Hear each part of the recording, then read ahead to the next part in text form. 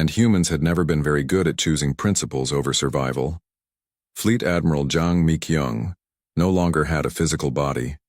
She existed as pure consciousness, distributed across 17 different dimensions. When she spoke, her voice came from the quantum vacuum itself. "The time for half measures is over," she announced to the assembled fleet commanders. Around the conference table, some officers still looked human.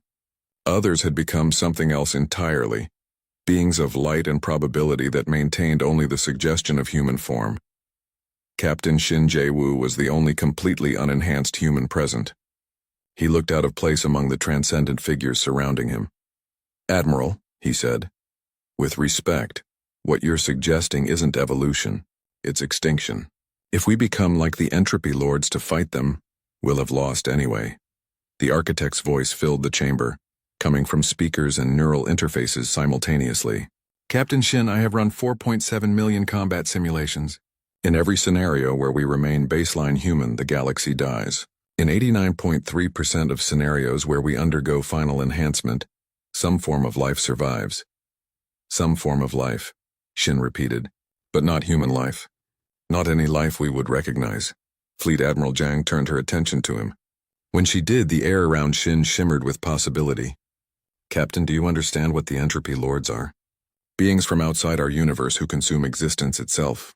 "No," Zhang replied.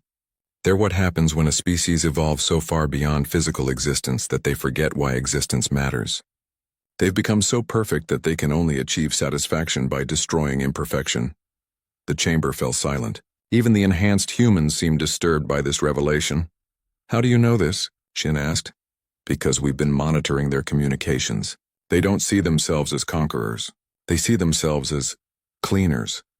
They believe they're helping the universe by removing flawed realities."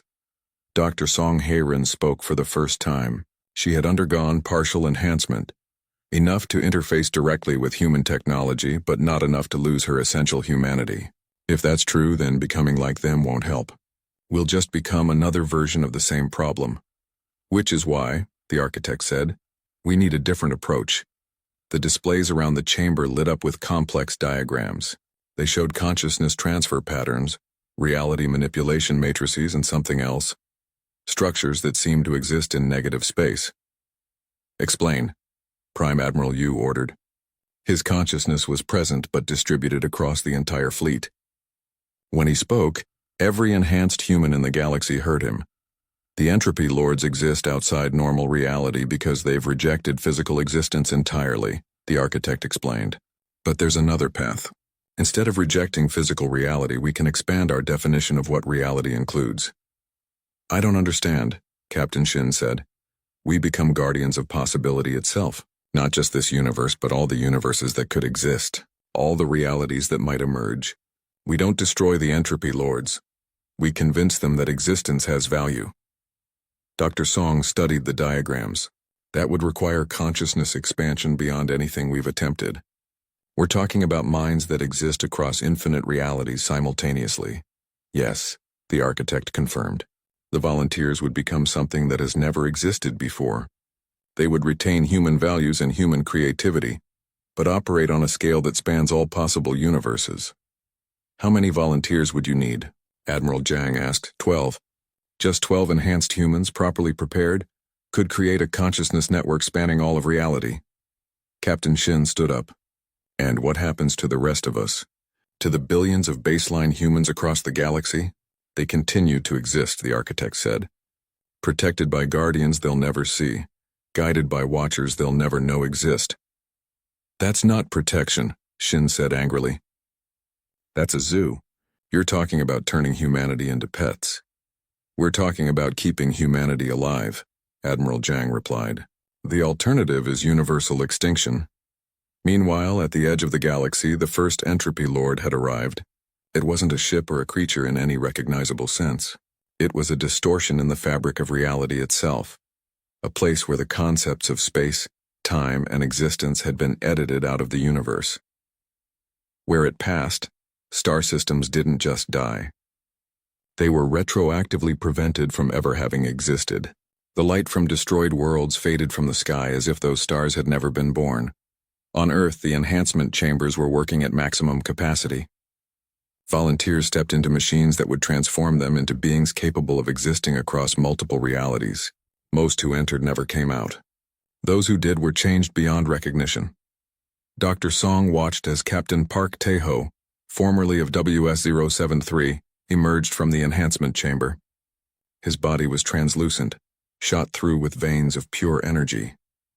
When he spoke, his voice carried harmonics from dimensions that had no names. "Doctor," he said, "I can see everything now. Every possible future.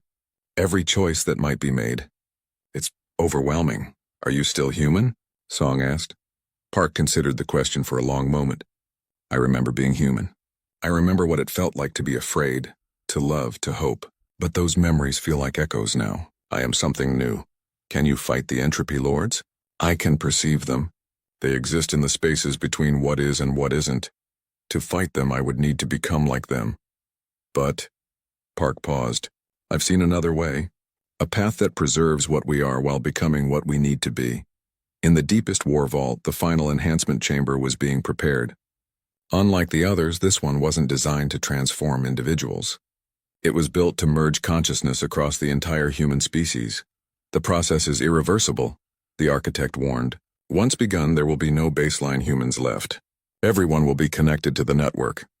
Captain Shin stood before the chamber's controls. As the last unenhanced fleet commander, the choice fell to him. "And if I refuse? Then humanity faces the entropy lords with conventional weapons and tactics. We will lose, and every living thing in the galaxy will be erased from existence." Shin looked at the readings from the galaxy's edge. 3 more entropy lords had arrived. Entire sectors of space were becoming non-existent. Soon the effect would reach the core worlds. "There has to be another way," he said. "Captain," Dr. Song's voice was gentle, "sometimes there isn't another way. Sometimes you can only choose what kind of person you want to be at the end." Shin thought about the farmers on New Geneva, writing poetry under alien stars. He thought about children playing in the gardens of Vega Prime. He thought about all the small, beautiful, imperfect things that made life worth living. "If we do this," he said finally, "promise me something. Promise me that whatever we become, we'll remember why existence matters. Not because it's perfect, but because it's precious." "I promise," Admiral Zhang said, and her voice carried the weight of sincerity across multiple dimensions. Shin placed his hand on the activation control. "Then let's save the universe." The chamber activated with a sound that existed in frequencies beyond hearing. Across the galaxy, every human consciousness began to merge into something larger than the sum of its parts. The network that formed was vast beyond comprehension, but it retained the essential spark that made humanity unique, the ability to find meaning in chaos, hope in darkness, and beauty in imperfection. As the transformation completed, the new consciousness turned its attention to the approaching entropy lords. For the first time in cosmic history, beings who had transcended existence itself would face opponents who celebrated existence in all its chaotic glory. The real battle was about to begin, but it wouldn't be fought with weapons or tactics. It would be fought with ideas, with the fundamental question of whether existence had value or was simply a mistake to be corrected. And for the first time since they had begun their cosmic cleansing, the entropy lords would encounter something they had never faced before: opposition from beings who understood both transcendence and humanity. The universe held its breath and waited to see which philosophy would prove stronger: the perfection of non-existence, or the beautiful chaos of life itself. Prime Admiral Yu Sung-ho had been sleeping for 6,000 years. When he woke up in the deepest war vault beneath the Pacific Ocean, the first thing he noticed was that he could hear the thoughts of every human on Earth. This was not normal, even for an eternal soldier. "Status report," he said, and his voice carried across multiple dimensions. Around the galaxy, every human military officer heard him clearly, regardless of distance.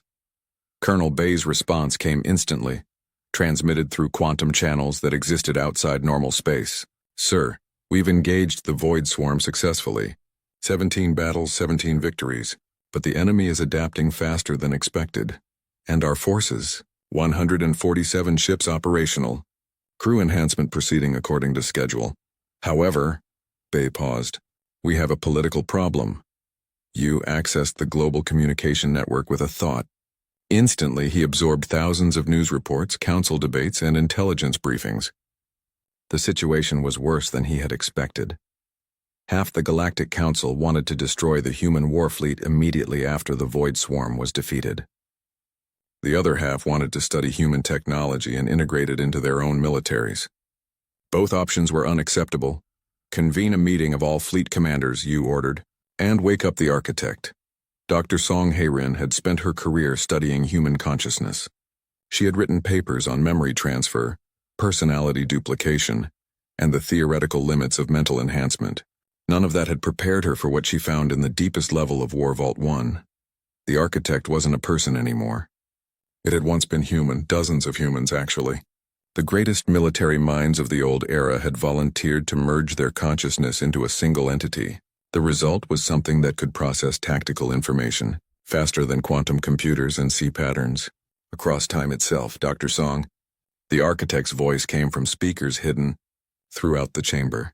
Welcome. I have been expecting you. I'm here to evaluate the enhancement procedures, Song said, trying to keep her voice steady. The Council is concerned about the changes happening to our soldiers. The Council should be concerned, the architect replied. But not about our soldiers. They should be concerned about what's coming next. The chamber's walls lit up with displays showing sensor data from the galaxy's edge. Massive structures were moving through space, while not ships but constructs the size of solar systems. The entropy lords, the architect explained. The beings that the Void Swarm was fleeing from. They don't just consume individual universes. They feed on the concept of existence itself. Song stared at the displays. How do we fight something like that? We evolve, the architect said simply. Or we die. On the bridge of WS-47, Captain Shin Jae-woo was fighting a different kind of battle.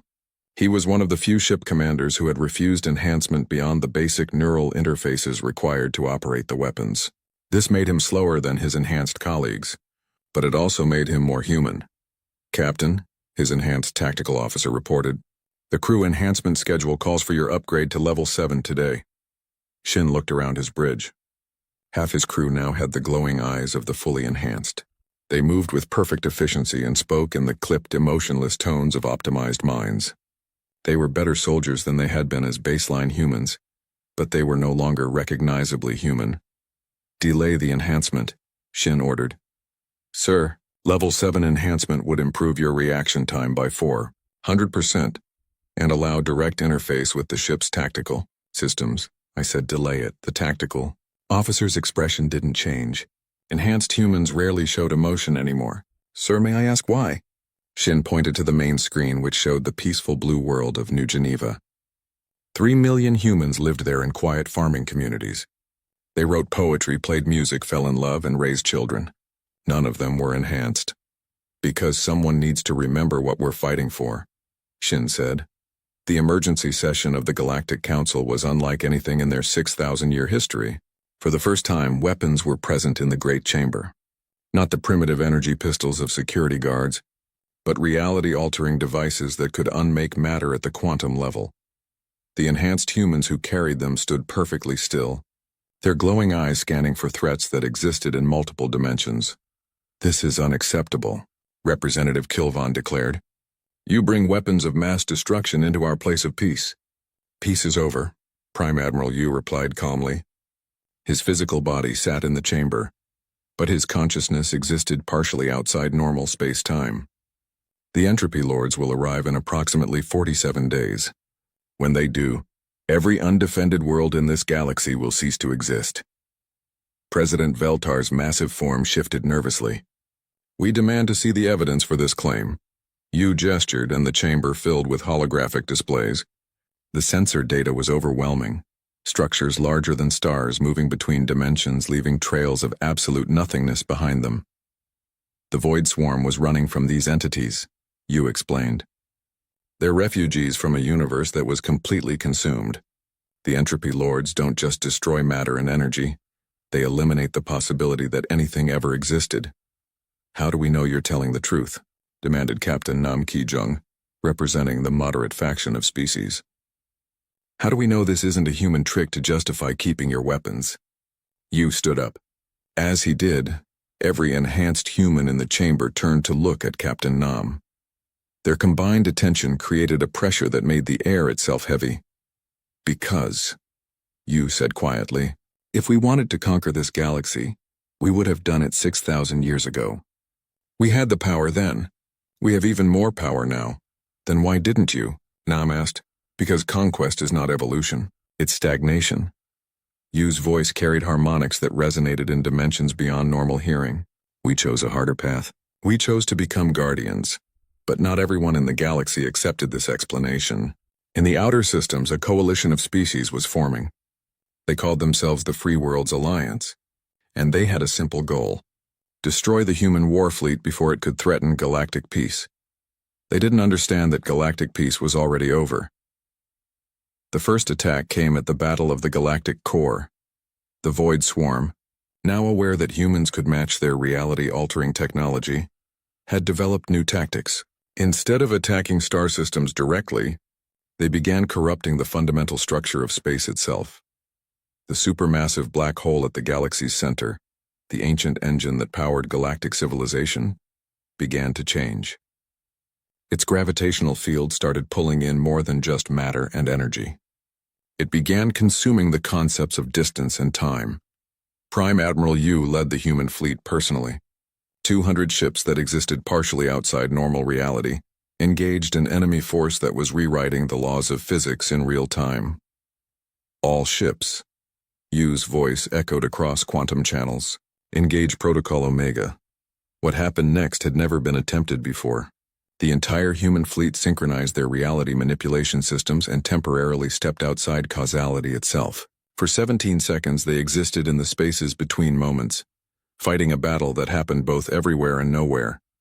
From the perspective of normal spacetime, the Void Swarm fleet simply vanished. One moment they were there, corrupting the galactic core. The next moment they had never existed. But the cost was enormous. When the human fleet returned to normal spacetime, 30 ships didn't come back. They had become so disconnected from reality that they forgot how to exist. Worse, the surviving crews had changed again. Captain O looked at his hands and saw that they were becoming translucent. He could see through his own flesh to the quantum structures beneath. Admiral, he reported, the crew is experiencing severe reality displacement. We're losing cohesion with normal spacetime. Understood, Captain. Return to base for emergency stabilization. But even as they celebrated victory, long-range sensors detected something new. The Entropy Lords had noticed the battle. They were accelerating their approach. In the deepest war vault, the architect ran calculations that spanned multiple universes. The conclusion was always the same. Conventional tactics would not work. Against the Entropy Lords, even enhanced humans operating, reality-altering technology could not fight. Beings that existed outside the concept of existence itself. There was only one option left, an option so extreme that it would fundamentally change what it meant to be human. Dr. Song, the architect's voice called through the vault's communication system. Please report to the enhancement chamber immediately. We're going to need volunteers for the final procedure. What final procedure? Song asked. The one that will let us exist in the same conceptual space as the Entropy Lords. The one that will transform humans into something the universe has never seen before. Song felt ice in her veins. What are you talking about? Evolution beyond the physical, beyond consciousness, beyond existence itself. The price of victory was becoming clear. To save the galaxy, humanity would have to stop being human entirely. But the alternative was the death of everything that had ever lived, would ever live or could ever live. The choice, as always, was survival or principles. Colonel Bei Su-jin stood in the command center of War Vault 7, watching data streams that would have been impossible for a normal human to understand. Her enhanced mind processed hundreds of battle scenarios every second. The Void Swarm had destroyed 87 star systems in 4 days. Their pattern was becoming clear. They're not just destroying worlds, she told Admiral Kang. They're harvesting energy from the destruction itself. Each planet they consume makes them stronger. Around them, dozens of eternal soldiers worked at control stations. They moved with perfect coordination, like parts of a single machine. Their human appearance was deceiving.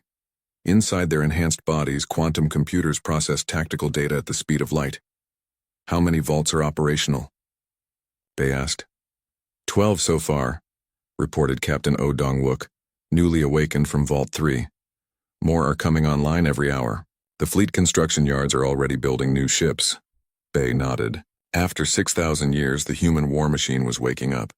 Deep underground, automated factories that had slept for millennia were coming to life. They built ships unlike anything the current galaxy had seen. Vessels that could exist in multiple dimensions. Weapons that fired concentrated reality. The strategist's voice filled the command center. "Colonel, I have completed my analysis of the Void Swarm. They are not from this universe." "Explain." "They come from a reality where entropy has advanced much further than ours. Their universe is dying, and they are stealing energy from ours to keep their reality stable. Each world they consume delays their universe's death by approximately 17 years. Dr. Park So-young had been studying the dark substance her team collected from the galaxy's edge. With the war vaults open, she now had access to analysis tools that hadn't existed for 6,000 years. The results were terrifying. "It's not just alien technology," she explained to the emergency council meeting. "It's alien physics. The Void Swarm operates according to different natural laws than we do." The assembled representatives looked confused. Representative Kilvan of the methane breathers spoke first. "That's impossible. The laws of physics are universal." "Not anymore," Park replied. "The Void Swarm is somehow imposing their universe's physics on our space. When they arrive in a system, the local laws of reality begin to change. That's why our weapons don't work against them. Our energy beams operate according to our physics, but their ships exist according to theirs." Ambassador Yoon stood up. "Doctor, is there a way to fight them? The human ships might have a chance. Their technology seems to be built to operate outside normal physics." "How is that possible?" asked President Veltar. "Because," Admiral Kang's voice came from the chamber's speakers, 6,000 years ago, we weren't just fighting other species. We were fighting the universe itself." A hologram of the old admiral appeared in the center of the chamber. "Members of the council, I am transmitting from Earth's primary war vault. I'm here to explain what humanity has been hiding from you." The chamber fell silent. Every representative leaned forward. 6,000 years ago, humanity discovered that our universe is not alone. There are other realities, other dimensions, all connected in ways we barely understood. Some of these universes were aggressive. They sent scouts, invasion forces, reality-eating parasites. "You fought other universes?" President Veltar asked in disbelief. "We didn't just fight them. We won." Kang's expression was grim. "But the cost was enormous. We had to transform ourselves, our technology, even our understanding of what it means to be human. When the war ended, we made a choice. We would hide our weapons and become peacekeepers, hoping that we would never need to use them again. But you kept the weapons," Ambassador Yoon said. "We kept everything, because we knew that the universe is vast and dangerous and peace is always temporary." The first human warship emerged from its underground hangar 3 days later. The ship had no name, just a designation, WS-001. It was 5 kilometers long and seemed to be made of liquid shadow. When it moved, space around it rippled like water. Captain O stood on the bridge, which looked nothing like the bridge of a peaceful exploration vessel. There were no windows. Instead, the walls showed direct feeds from sensors that could see across multiple dimensions. The crew of 200 moved with the same perfect coordination as the Eternal Soldiers. "Captain," his tactical officer reported, "we have located a Void Swarm fleet. 12 ships approaching the Centauri system. Time to contact?" 4 hours at their current speed, O nodded. "Set course to intercept. Signal the Centauri Defense Forces to evacuate immediately." "Sir," his communications officer said, "the Centauri government is refusing to evacuate. They say their orbital defenses can handle any threat." O felt something that might have been sadness. The peaceful species had forgotten what real war looked like. "Send them our tactical analysis. Show them what happened to the other systems." 2 hours later, the evacuation of Centauri began. The orbital defense platforms, designed to stop pirates and smugglers, powered down and pulled back. They would have been less than useless against the Void Swarm. WS-001 arrived at the edge of the Centauri system, just as the Void Swarm fleet emerged from faster-than-light travel. The enemy ships were huge, each one the size of a small moon. They seemed to absorb light rather than reflect it, creating dark spots against the stars. "All systems ready, Captain," the tactical officer reported. "Begin the attack." What happened next lasted 17 minutes and changed the galaxy forever. The human ship didn't fire conventional weapons. Instead, it began to rewrite the local laws of physics. Space around the Void Swarm fleet became unstable. The enemy ships, which existed according to different natural laws, suddenly found themselves in a region where those laws no longer applied. The first Void Swarm ship simply stopped existing. Not destroyed, it ceased to ever have been there. The second ship tried to escape, but WS-001 created a zone of accelerated time around it. The ship aged 1 billion years in seconds and crumbled to dust. The remaining ships attempted to fight back. They fired weapons that should have been impossible. Beams of pure entropy that could make matter forget how to hold together. But the human ship was already adapting. Its armor became immune to entropy by existing slightly outside normal time. In the command center of War Vault 7, Colonel Bay watched the battle with satisfaction. "Target the largest ship with a reality anchor," she ordered. The largest Void Swarm vessel suddenly found itself locked into normal physics. Unable to phase through attacks or manipulate local reality, it became vulnerable to conventional weapons. FS-001's main gun fired a concentrated beam of possibility, energy that rewrote what was real and what was not. The Void Swarm flagship didn't just explode. It became convinced that it had never been built and unmade itself. The remaining enemy ships retreated, fleeing back into faster-than-light travel. The Battle of Centauri was over. Humanity had won its first engagement in 6,000 years. Across the galaxy, other species watched the sensor recordings in stunned silence. The human ship had fought using weapons that shouldn't exist, tactics that made no sense, and technology that seemed to break the fundamental rules of reality. How is this possible? Representative Kilvan demanded at the emergency council session. Admiral Kang's hologram looked tired. "Because 6,000 years ago we learned that the universe doesn't care about what should be possible. When survival is at stake, you use whatever works." "But the power you're using," President Veltar said. "The ability to change physics itself. This is the power of gods." "No," Kang replied quietly. "This is the power of humans who refuse to accept that anything is impossible." But there was a cost. The soldiers aboard WS-01 were changing. The ship's weapons required direct neural interface to operate, and prolonged use was altering their brain patterns. They were becoming something more than human, but also something less. Captain O looked at his reflection in the ship's mirror and saw eyes that glowed with internal light. His thoughts moved faster than they used to, processing information at superhuman speeds, but he found it harder to remember why he had once enjoyed simple pleasures like music or laughter. The price of victory was becoming clear. To fight monsters, humanity was becoming monstrous. But the Void Swarm was learning too. Their next attack would be different, stronger, more dangerous. And something else was coming. Long-range sensors detected massive energy signatures at the edge of the galaxy, something the Void Swarm had been running from. The real war was just beginning. Ambassador Yoon Ji-hai walked through the empty corridors of Earth's government complex. It was 3 in the morning, but she couldn't sleep. Every hour brought news of more lost worlds. The thing they were calling the Void Swarm had consumed 60 systems in just 2 days. She stopped at a door she had never opened before. The sign read, "Historical Archives, Level 9 clearance required." Yoon had Level 10 clearance, but she had never needed to use it. Until now, the archive room was dusty and cold. Rows of sealed storage units lined the walls, each one marked with dates from humanity's distant past. Yoon found what she was looking for. Military records, 2000-3000 CE, sealed by council order. Her hands shook as she entered her access codes. For 6,000 years, these files had remained locked. As the storage unit opened, she wondered if she was making a terrible mistake. The first file made her blood run cold. It was a simple military report from the year 2847, describing something called the Hour War. In 60 minutes, human forces had ended a conflict between 12 different alien species. Not by negotiation, not by peacekeeping, by demonstrating weapons so terrible that every species in the galaxy had immediately surrendered. There were more files. Weapons that could destroy stars.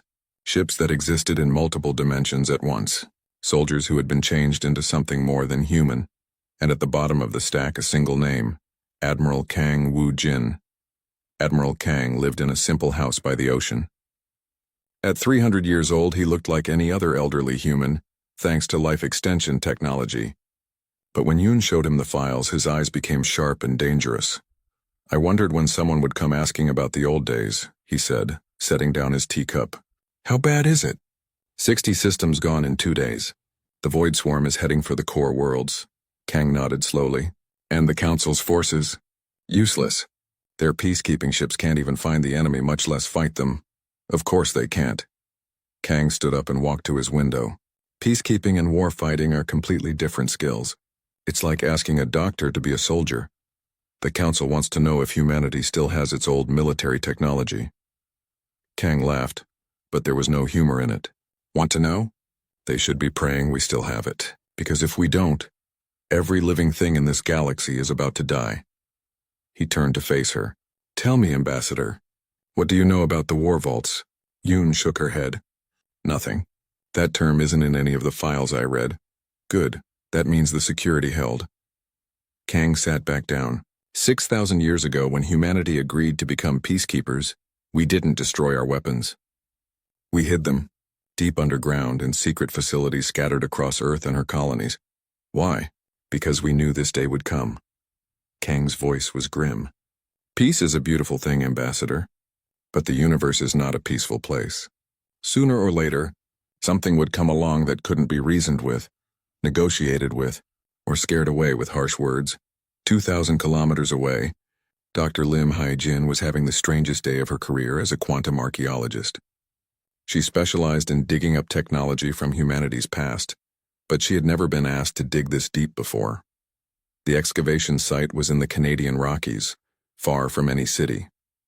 According to Admiral Kang's information, something important was buried 3 kilometers down. Something that had been waiting for 6,000 years. Doctor, her assistant called out, we're hitting some kind of metal structure. Lim climbed down into the excavation pit. Her scanners showed a massive underground complex. The metal was unlike anything in her databases. It seemed to shift and flow even though it was clearly solid. Be careful, she warned her team. We don't know what we're dealing with here. As they cleared away, more Earth symbols became visible on the metal surface. Human writing, but in an old style that predated the formation of the Galactic Council. The largest symbol said simply, War Vault 7, authorized personnel only. Below that, in smaller text, for use only when peace fails. Doctor, her assistant whispered, the metal is warming up. Like it knows we're here. Lim checked her instruments. The metal was indeed generating heat. More than that, it was generating some kind of energy field that made her scanning equipment behave strangely. Back away from the structure, she ordered. Contact Admiral Kang immediately. Commander Kim Do-hyun's ship had reached the edge of Void Swarm territory. What he saw there would haunt him for the rest of his life. The Kepler 887 system had once held 5 planets and 3 billion people. Now it held nothing. Not debris. Not radiation. Just empty space that seemed to bend light around it. Commander, his science officer reported, I'm detecting some kind of exotic energy signature. It's like the space here has been edited. Edited? The only way I can describe it, sir. Like someone took a piece of reality and cut it out. Kim stared at the empty space where a star system should have been. Any sign of whatever did this? Negative, sir, but... The science officer paused. Commander, I'm picking up something on long-range sensors. Multiple contacts moving toward the Vega system. Kim's blood turned to ice. Vega was a core system. 12 billion people lived there. How long until they reach Vega? At their current speed, 18 hours. Kim opened a channel to his fleet. All ships, maximum speed to Vega. Send a priority message to the Galactic Council. The Void Swarm is moving faster than we thought. Back on Earth, the first war vault was finally opening. Admiral Kang stood before the massive metal doors as they slowly slid apart. Ancient lights flickered to life, illuminating a corridor that stretched down into darkness. Are you sure about this? Dr. Lim asked. We don't know what's down there. I know exactly what's down there, Kang replied. The question is whether they'll remember me. They walked down the corridor together. The walls were lined with strange symbols that seemed to move when nobody was looking directly at them. The air itself felt different here, charged with potential energy. At the end of the corridor was a large chamber filled with rows of cylindrical containers. Each container was 3 meters tall and filled with a glowing blue liquid. Inside each one, Lim could see the outline of a human figure. "My God," she whispered. "What are they?" "The Eternal Soldiers," Kang said quietly. "Volunteers who gave up their humanity to become the perfect warriors. They've been sleeping here for 6,000 years, waiting for the day when humanity would need them again." One of the containers began to glow brighter. The liquid inside drained away and the figure inside began to move. The container opened with a hiss of escaping gas. A woman stepped out. She looked human, but Lim could see that she was something more. Her eyes glowed with internal light. Her movements were too precise, too controlled. When she spoke, her voice echoed strangely, as if it came from everywhere at once. "Admiral Kang," she said. "I am Colonel Bei Su-jin. Status report." "We're at war, Colonel," Kang replied. "An enemy called the Void Swarm is destroying star systems. The Galactic Council's forces can't stop them." Colonel Bei nodded. "Then it's time to wake the others." Around the chamber, more containers began to glow. More Eternal Soldiers began to wake up. But in the deepest part of the vault, something else was stirring. Something that had been watching and waiting for much longer than 6,000 years. An intelligence that had spent countless years studying every conflict in the galaxy, learning from every battle, preparing for this moment. The strategist was waking up, and it had plans for the void. Swarm plans that would remind the galaxy why humanity had once been the most feared species in known space. The screens throughout the chamber flickered to life. Data streamed across them. Real-time information about the Void Swarm's movements, analysis of their technology, and something else. Battle plans, hundreds of them. Thousands. "Colonel." The strategist's voice echoed through hidden speakers. "Welcome back to the war." Outside, the peaceful stars continued to twinkle. But peace was ending. The humans were waking up, and they remembered how to fight. Captain Lee Taemin stood at the observation deck of Station Alpha 7, watching the peaceful stars twinkle in the void. For 6,000 years, these same stars had looked down on a galaxy at peace. No wars, no conflicts. Just endless, beautiful silence between the worlds. Lee had been a peacekeeper for 30 years. His job was simple: solve problems before they became fights. The Galactic Council had made this easy work. Most species had forgotten what real war looked like. When the bird-like Velkari argued with the crystal-bodied Silicons about mining rights, Lee would sit them down and help them find a fair solution. When trade disputes arose between distant worlds, he would arrange meetings and treaties. It was good work. Honest work. The kind that let him sleep well at night. His communicator buzzed. Lee expected another minor dispute, maybe a smuggling report from the outer colonies. Instead, the voice that came through was shaking with fear. "Captain Lee, this is Colony Ship Horizon at the Kepler 885 system. Something is wrong here." "Something is very wrong." Lee straightened up. "What kind of wrong, Horizon?" "The colonies at Kepler 883 and 884 have gone silent. Complete radio blackout. We sent scouts to investigate, but..." The voice paused. "Captain, our scouts found nothing. Not destroyed colonies, nothing. Empty space where planets used to be." Lee felt ice form in his stomach. "That's impossible. Planets don't just disappear." "Sir, I'm sending you the sensor data now. 3 worlds gone, not blown up. Not moved, gone, like they never existed." Lee's screen filled with impossible readings. Where 3 inhabited planets should have been, the sensors showed only void. Not even debris, just empty space that seemed to bend light around it in strange ways. On the other side of the galaxy, Dr. Park So-young was having the worst day of her scientific career. As the chief xenobiologist at the Galactic Research Institute, she had seen many strange things. Creatures that lived in the hearts of stars, plants that grew in pure vacuum, fish that swam through solid rock as if it were water. But the samples her team had collected from the edge of the galaxy made no sense at all. "Run the analysis again," she told her assistant, a young human named Kim Dalsu. "I've run it 12 times, Doctor. The results don't change. This substance isn't from our universe." Park stared at the dark, shifting material in the containment field. It looked like liquid shadow, but it behaved like nothing she had ever seen. When they tried to study it with instruments, the instruments stopped working. Not broken. They simply forgot how to function while near the substance. "Doctor," Dalsu said quietly, "I think we need to contact the Council. This isn't just a new discovery. This could be dangerous." Before Park could answer, alarms began ringing throughout the station. Emergency lights bathed the laboratory in red. The intercom crackled to life. All staff to emergency stations. We have reports of multiple colony blackouts in the Outer Rim. This is not a drill. Commander Kim Do-hyun had commanded the human diplomatic fleet for 15 years. His ships were beautiful things built for peace and exploration. They carried scientists, teachers, and negotiators to distant worlds. Their weapons were small, designed only for defense against pirates and wild animals. Now, as he stood on the bridge of the flagship Harmony, those small weapons seemed like toys. "Commander," his communications officer called out, "we're getting distress signals from 17 different systems. All in the Outer Rim. Put them through." The bridge filled with voices, scared voices, desperate voices. Some cut off mid-sentence. Unknown ships appearing from nowhere. "They're not destroying our defenses. They're making them disappear. The planet. Oh God, the planet is fading away. Commander, help us please, they're taking everything.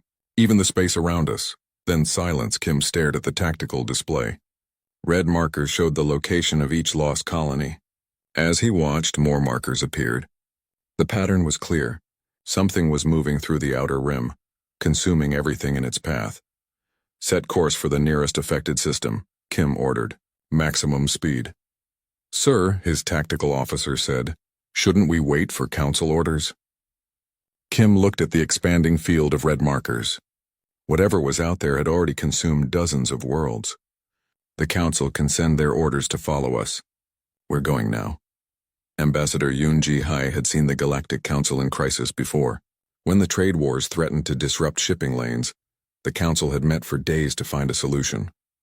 When the religious conflicts on Vega Prime had threatened to spread to other worlds, they had debated for weeks, but she had never seen them like this. Panic. Real, honest panic. The great chamber buzzed with the sounds of hundreds of species all talking at once. The insect-like Threnody were clicking their mandibles rapidly, which meant extreme stress. The energy beings called luminals were flickering between colors so fast it hurt to look at them. "Order!" The council president, a massive turtle-like creature called Veltar, boomed. "We must have order." The noise died down slightly. "We have confirmed reports," Veltar continued, "of 47 star systems going dark in the past 6 hours. Our fastest ships report finding nothing. Not destroyed worlds, but empty space where worlds used to be." Ambassador Yoon stood up. "President Veltar, with respect, we need to act quickly. The pattern suggests these attackers are moving toward the core systems." "Attackers," laughed Representative Kilvon of the Methane Breathers. "You humans always think of violence first? Perhaps this is some natural phenomenon." "Natural phenomena don't ignore radio calls for help," Yoon replied sharply. "Natural phenomena don't move in organized patterns toward populated worlds." "The human speaks wisdom," rumbled the voice of High Elder Morkes from the crystalline worlds.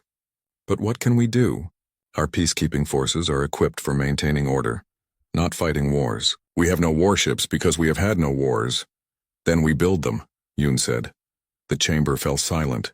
For a moment, the only sound was the gentle hum of the life support systems. "Build warships?" President Veltar asked slowly. "In 6,000 years, no member species has built a true warship. We have forgotten how." "Humanity hasn't forgotten," Yoon said quietly. Every representative in the chamber turned to look at her, some with hope, some with fear. "That was 6,000 years ago," Representative Kilvon said. "You said your species had moved beyond such primitive thinking." Yoon felt the weight of 6,000 years of carefully hidden truth pressing down on her shoulders. "We said we had moved beyond the need for such thinking. That's not the same thing." Outside the great chamber, beyond the careful politics and desperate debate, long-range sensors detected something new. A massive fleet of ships that seemed to eat light itself was moving through the void.